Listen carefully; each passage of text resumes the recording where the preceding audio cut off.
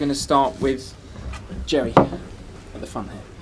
Graham, you had plenty of possession and shots on target. Do you feel you could have got more out of that game? Well, if you look at the stats of the game, apart from the most important stat, there's a lot there that says we did a lot well. But ultimately, when we've the two boxes is the most important area, and that's where we've come short. First half, I thought we had a couple of opportunities. We won it back high and created a 1v1 situation. I think pretty early in the game. Had some of the chances to attack. But obviously the goals are a blow for us because we need to do better than that in that situation. And then of course it's difficult. Then you're 1-0 down at home, but I thought the team gave everything. I thought the intention of the team was there. You can tell by the amount of times we got in their box, the shots we had. There was a positive intent, but the scoreline's painful for us. Okay, young man there. So since you come to the club, you seem to have changed the formation and personnel a few times, and it doesn't really seem to have worked at the moment. What do you think is the biggest factor to why Cheltenham are consistent this season? Well, the formation's been the same for the last few weeks. It's not for me to talk through the story of the season now. We came in if I'm going to summarise, we came in September. There's a lot of games, a lot of injuries. It's difficult to have the consistency that you want because you're playing a lot of matches. What we need to do is today's a bit of a setback, of course it is. Because we're disappointed to lose, and at home we can feel the pain of the supporters. So we have to dust ourselves down and go again for Tuesday. Matt Law. Graham, the momentum and the atmosphere around the club before the international break had changed for the better. Obviously, the result today and the reaction was quite fierce around the press box from the fans. Are you worried that you've kind of quickly gone back to square one in terms of that? Well, I understand when you lose at home that the emotion of the game is such that people are going to be disappointed and frustrated and angry. Where we are in the league table, no one's happy with. So whatever criticism comes, I have to accept. And can I just ask you about a couple of decisions? You went with sort of two full-backs in the back three, and one of them was at fault for Watkins' goal, and then you didn't bring Mason Mount on. Can I ask why on both of those?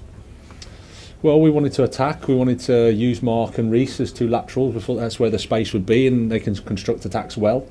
I thought we got into some good opportunities from an attacking perspective. We won the ball back high as well and created opportunities. I think we had a 1v1 with Misha a couple of times. But yeah, it's an error for the first goal, and whenever there's an error, there's always something that you can do better. With Mason, I just felt that we were there in the game. We'd made some attacking subs, wanted to see how it all landed. Mason's coming back, he's only had a couple of days training. Tom Hopkinson. Graham, quick turnaround now between the Liverpool game. After a result like this, is that important? Is it better to get straight back into a game, or would you have rather had a week to work on things? Well, we've got no time to feel sorry for ourselves. We have to respond and we have to prepare for another big game. Simple as that. I have no thoughts other than that. It's just to prepare for the match and get ready for it. Neil Barnett. Start off with the normal. Were they fit? Mendy, Aubameyang, Zakaria, Ziyech and Fofana, David Fofana? Yeah, all but Mendy were fit.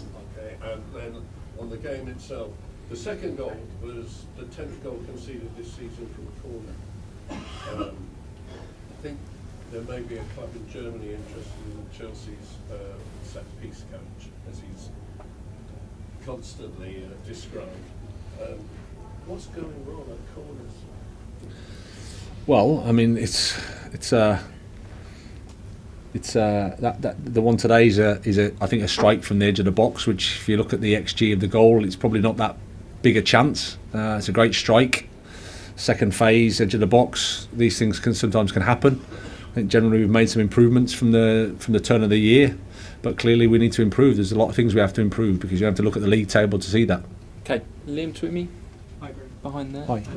How worried are you about the defending in general? Because it feels like you're giving us quite high quality chances in the last few games. Obviously, Watkins had a big one before he scored. yeah, that's the thing that we need to look at, I think, because even though we had some opportunities ourselves and attacked well ourselves, we gave up too many opportunities. I think the one with Watkins in particular is the one that sticks to mind. Apart from that, there wasn't too much, but at the same time, they're too big a chances for us, and we need to do better there, and that's on me, and I have to take that responsibility. Okay, last two, and before we do the Mondays, gentlemen in the green jacket, and then Andy Dillon to finish. Ryan, I have a question for you. What would you give to have a striker like Drogba or Diego Costa leading the line? What would you give for it? Well, there's nothing for me to say. I've got the players I have. They gave everything today. As much as we're all disappointed with the result, they did. The intent of the team was there. They were clear. The attack was there. But the scoreline is painful for us. So there's nothing too much I can say that sounds positive. Okay, Andy Dillon, last one. Hi Graham, just Andy? go back to the theme about the fans and the atmosphere here. Do you think the negativity is transmitting during the games to the players? Do you think it's affecting them? Well, I mean, they're professional footballers. They play for Chelsea. They understand the demands. They understand what it is when we are where we are. They're not stupid. They accept the responsibility. They're honest. They want to do better. We're there fighting for each other and fighting together. So there's no complaints in terms of how the supporters respond. And just with the first goal, seems to be a little bit of debate about which player may be at fault. Because obviously it looks obvious it was Cucurella, but maybe there was a mix-up between him and Koulibaly. Should there have been a call? Or what is it? Is it a communication problem between the two of them, or what? Yeah, again, it's football. It's one action. It can happen. But yeah, there's a bit of a miscommunication, I think, and like I said, that's something for me to take responsibility for, me to look at and do better with. Okay, we'll leave it there. Quick Mondays on the side here, and then